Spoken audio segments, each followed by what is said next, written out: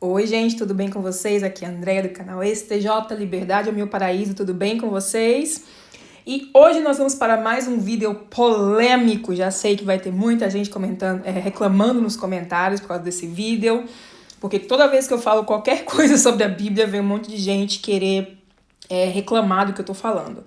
Então, né, eu vou começar o vídeo com essas imagens aí de filhotinhos, fofinhos, bonitinhos, pra gente dar uma acalmada, todo mundo relaxar um pouco, e aí depois a gente vai lá e fala do que a gente vai falar hoje.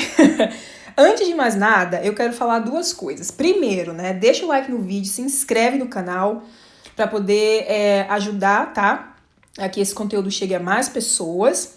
E a segunda coisa, gente, é que quando eu faço vídeos falando sobre a Bíblia, sobre a autenticidade da Bíblia, sobre a veracidade das coisas que a Bíblia descreve, a minha intenção nunca é ofender as pessoas que têm fé.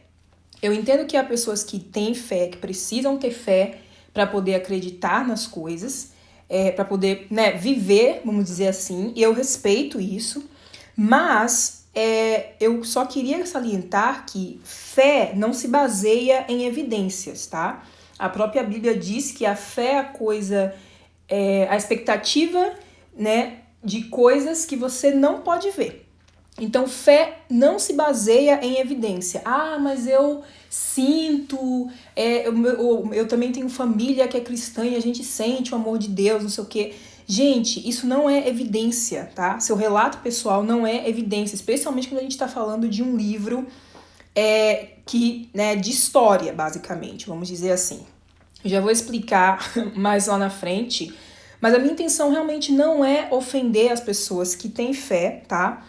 Ao contrário, eu só quero mostrar aqui, do ponto de vista cético, puramente histórico, o que é falado sobre a Bíblia, tá? Mas eu não tô aqui para tentar convencer ninguém a ser ateu ou deixar de acreditar na Bíblia. Se você, por alguma razão, acredita que a Bíblia, mesmo que tenha passagens problemáticas, mesmo que historiadores, arqueólogos e outras pessoas que estudam essas coisas, né, a vida inteira diga o contrário, de que muitos eventos realmente não aconteceram como estão na Bíblia, mas por alguma razão você acha, o fato da Bíblia ter chegado até os dias de hoje para você indica que tem uma origem divina e é um livro importante para regular a sua vida, parabéns, continue fazendo isso, eu estou sendo muito sincera, é o seu direito, mas por favor não diga que existem evidências científicas para uma coisa que não tem,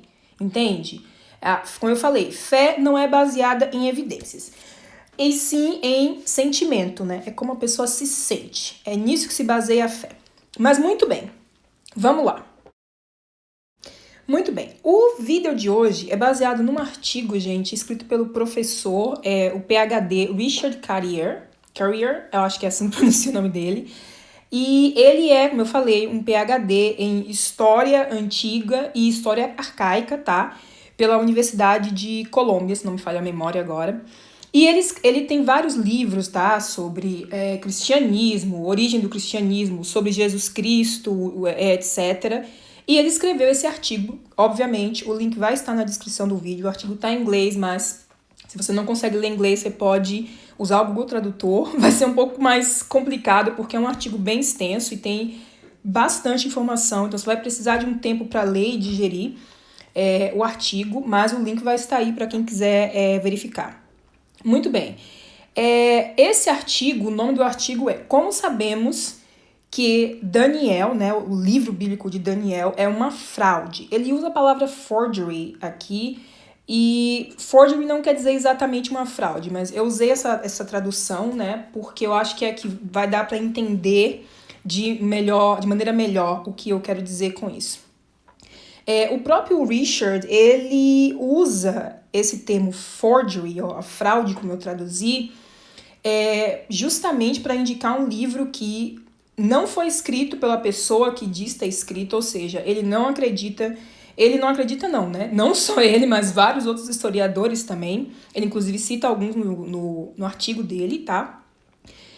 Que esse Daniel não foi uma pessoa, né? Não se sabe se o livro de Daniel foi realmente escrito por um homem que se chamava Daniel, ou se foi escrito somente por uma pessoa, ou até mais de uma, né?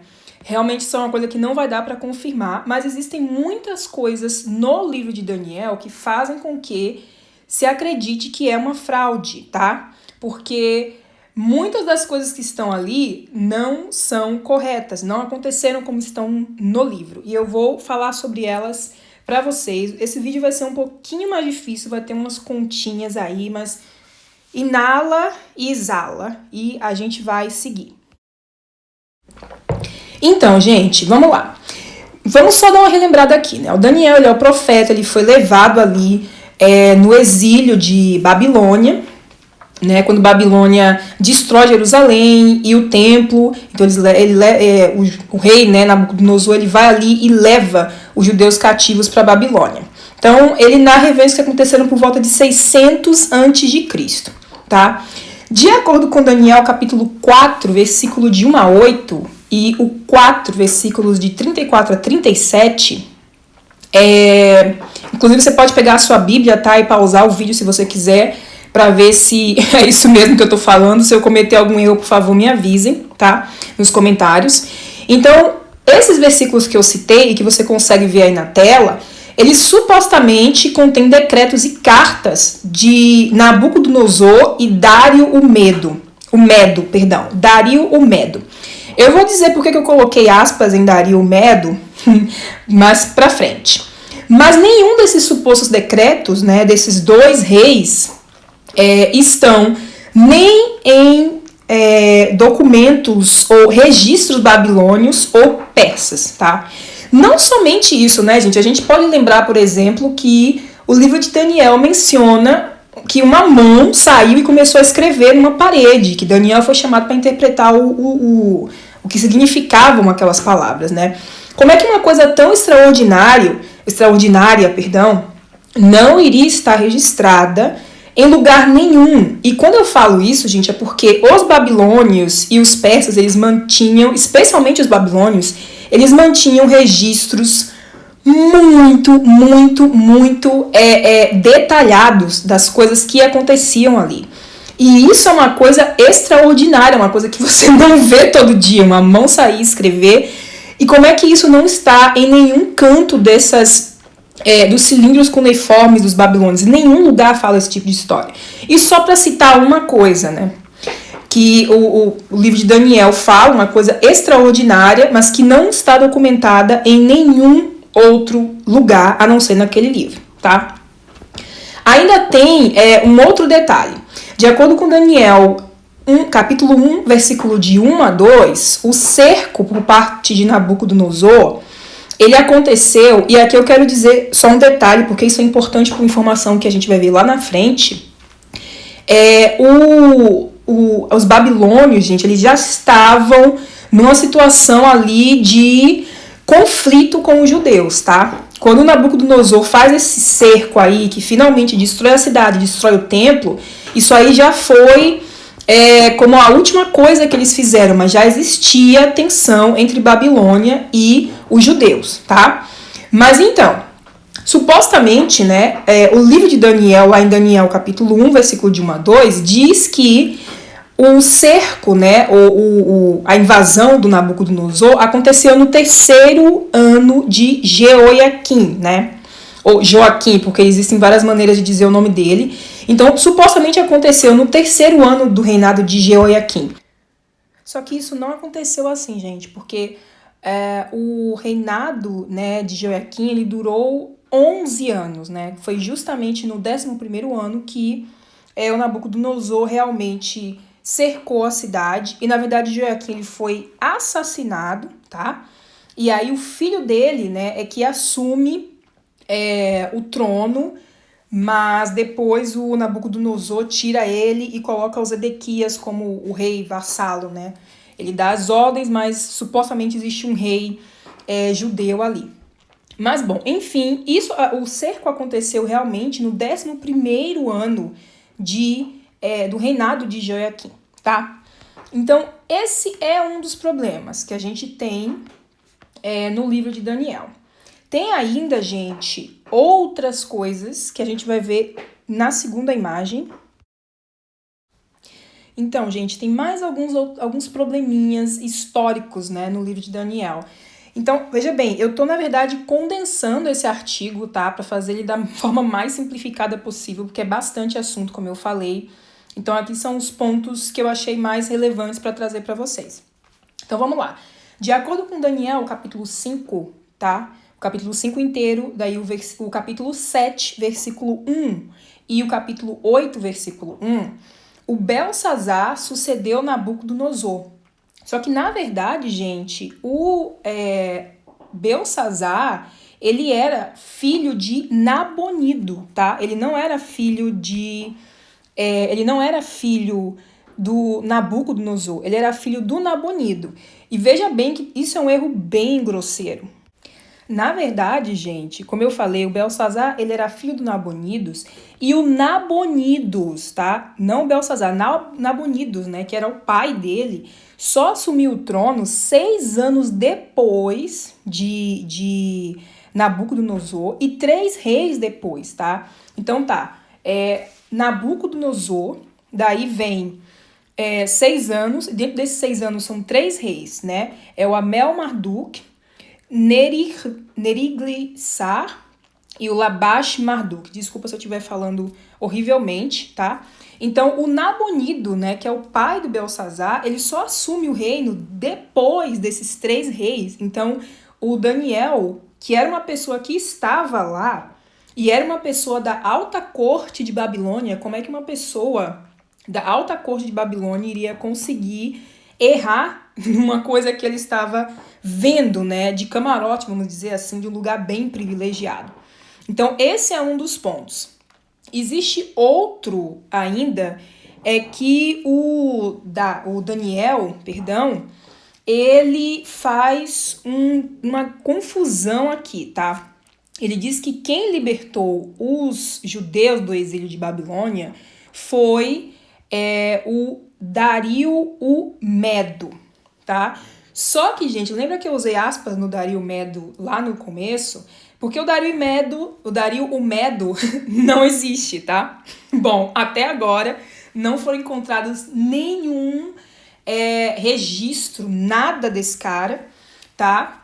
Então, o que aconteceu no livro de Daniel, lembrando que a pessoa que escreveu esse livro, tá? Fez de conta que estava escrevendo uma profecia, tá? E a gente vai saber mais tarde por que a pessoa fez isso. Mas essa pessoa fez de conta que estava escrevendo uma profecia, tá?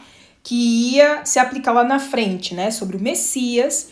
E esse Daniel, que era esse profeta, ele estava vendo todas essas coisas. Então, ele supostamente estava em Babilônia quando Dario o Medo, né? Conquistou Babilônia e libertou os judeus. Só que além desse cara não existir, gente, Dario o Medo não existe, tá? Quem libertou os judeus do cativeiro em Babilônia foi Ciro o Grande, não Dario. Só que por que o cara que escreveu, né, Daniel, se é que ele era o Daniel mesmo, se é que ele era Dandan mesmo, né? O que acontece? Ele confundiu Dario o Grande com ele confundiu Dario o Medo com Dario o Grande. De todas as formas, não foi Dario quem libertou os judeus de Babilônia. Quem libertou foi Ciro. Ciro, gente, ele era um rei. Aí a filha dele se casou com Dario o Grande, não Dario o Medo, Dario o Grande. E o Dario teve um filho, né? O nome da mulher dele era... deixa eu encontrar aqui...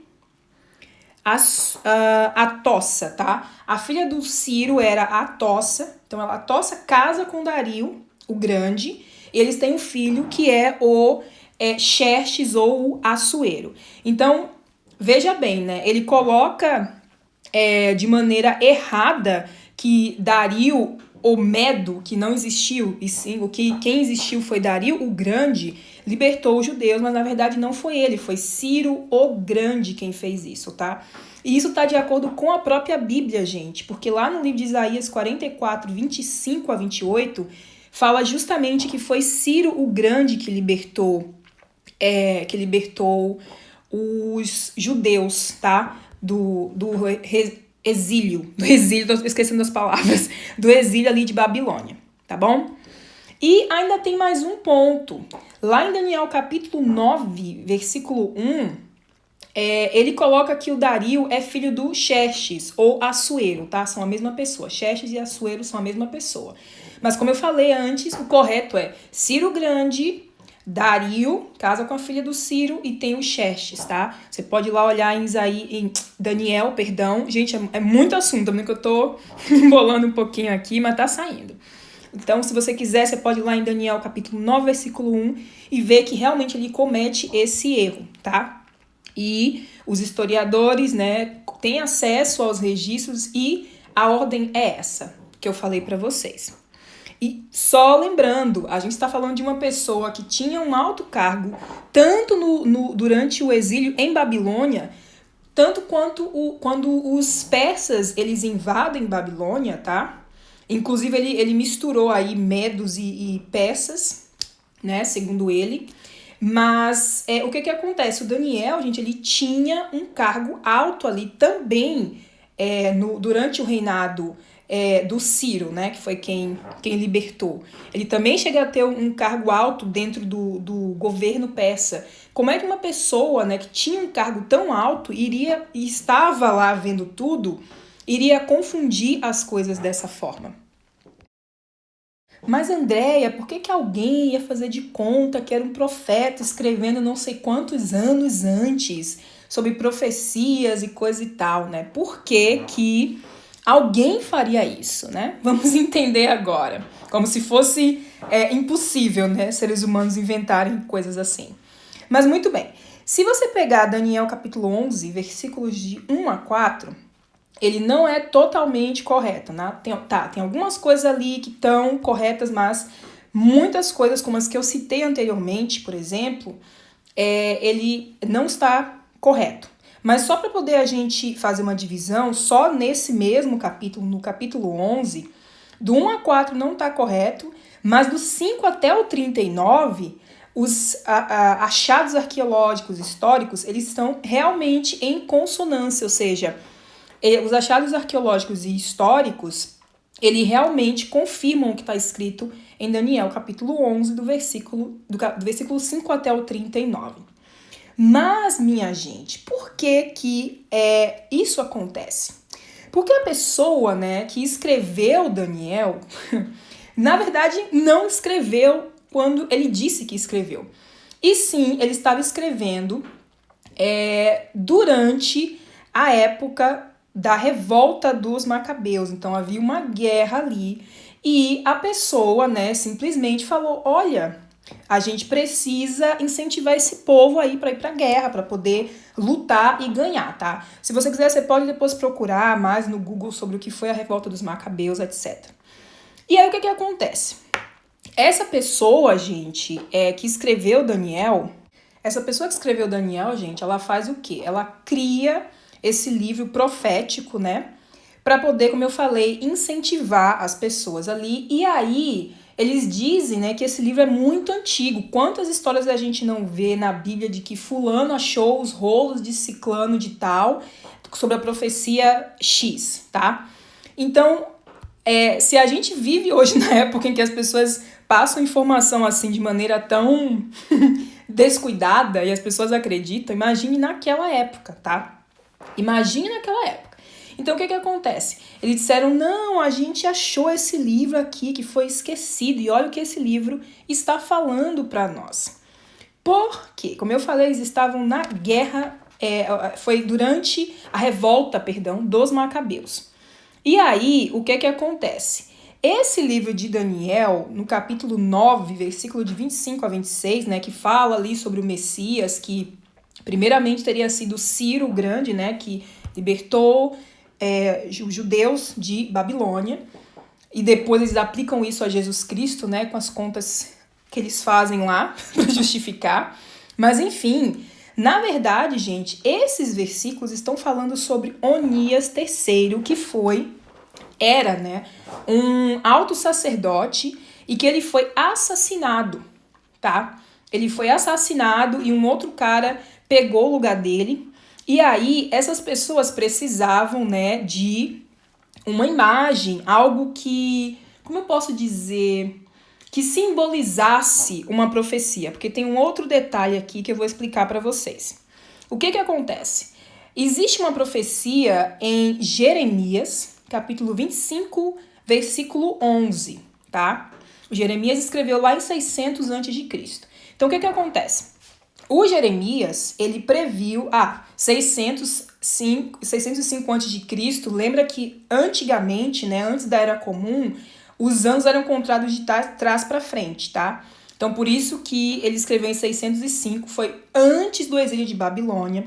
Lembra que eu falei a vocês que já existia uma tensão entre Babilônia e os judeus, e foi por isso, né, que o Jeremias escreveu essa profecia, dizendo que eles seriam conquistados pelos babilônios, porque Jeová estava dando uma lição a eles, né? E eles ficariam ali naquele exílio por 70 anos. Foi o que Jeremias previu lá em Jeremias 25:11. Só que o exílio, gente, não durou 70 anos. Durou 49 anos. Daí, para poder corrigir isso, né, e ainda aplicar aquela profecia, dar respaldo, né, ao fato do Onias III ter sido assassinado, para poder dar como autenticidade no livro de Daniel. Tanto é assim, gente, que esse livro de Daniel, o Daniel, a pessoa, né, ele só é mencionado, se eu não me engano, em Ezequias na Bíblia, e ele é mencionado junto com Noé e Jó. Então, Noé e Jó, gente, são dois personagens também fictícios. Não há evidência arqueológica de que eles tenham existido, tá? Então, é interessante que Daniel, Jó e Noé, né, eles são mencionados juntos em Ezequiel. Porque o que acontece? Essas histórias talvez sejam metáforas, tá? Talvez sejam uma forma poética ou simbólica de instruir ou de passar uma lição para os judeus, não como algo literal. Ao menos até agora as evidências não apontam para que as coisas, né, que estão no livro de Daniel, elas realmente não têm fundação arqueológica, né? Não tem fundação histórica. Como eu falei, os babilônios e os persas, eles mantinham registros cuidadosos das coisas. Então é bem impressionante que alguém como o Daniel não seja mencionado em lugar nenhum, além dessas outras informações que eu passei para vocês. O artigo vai estar fixado, né, não no primeiro comentário, gente, na descrição do vídeo. Eu vou colocar também alguns outros links. Eu vou deixar também vídeos, né, do Richard e um outro historiador que agora eu esqueci o nome. Vou deixar vídeos também. Infelizmente os vídeos estão em inglês, não tem como traduzir, né? Mas caso você queira verificar, e você também pode no Google procurar, talvez tenha algumas coisas em português. Eu não cheguei a procurar porque geralmente eu pesquiso em inglês, é mais fácil para poder eu achar conteúdo. Mas, gente, esse foi o vídeo de hoje, tá? Eu sei que foi um vídeo um pouco diferente, não tem muita coisa para rir, é um vídeo um pouco mais chatinho, vamos dizer assim, que tem conta e tal. Mas é um conteúdo que eu queria trazer para vocês porque eu acho importante a gente questionar, gente, todas as coisas. Eu sei que tem muita gente que fica chateada quando eu faço vídeos falando sobre a Bíblia. E, de novo, eu vou repetir isso, né? O meu objetivo não é destruir a sua fé, mas entender perspectivas históricas, perspectivas arqueológicas com respeito aos livros da Bíblia, tá? O que é que a ciência, né, no caso, a história, a arqueologia, elas têm demonstrado sobre os livros da Bíblia. Mas, de novo, eu não estou aqui para atacar a sua fé, tá? Eu estou apenas mostrando um ponto de vista cético e, como é que eu posso dizer, com evidências, baseado em evidências para vocês, que é o que me satisfaz como entendimento da Bíblia. Realmente, para mim, faz bastante sentido essas contas aqui e faz bastante sentido o porquê que o livro de Daniel foi escrito daquela forma, né? E não como uma profecia para os dias de hoje. Mas esse é o meu entendimento de acordo com as evidências. Mas, de novo, fé não é baseada em evidência, né? Fé é baseada em sentimentos. Então, por hoje é só. Tô um pouquinho embolada que esse vídeo foi um pouco difícil de fazer, hein, gente? Desculpa qualquer coisa. Um beijo para vocês. Quem quiser fazer entrevista aqui no canal, vai lá na descrição do canal, porque o YouTube não me deixa colocar links ou e-mails nos comentários. Então você pode ir lá na descrição do canal, pegar o e-mail e mandar um e-mail para mim, ou se você quiser conversar ou dizer alguma coisa, sugestão também, fica à vontade. Esse é um canal pra gente dialogar. Beijo para todo mundo. Tchau, tchau. Até o próximo vídeo.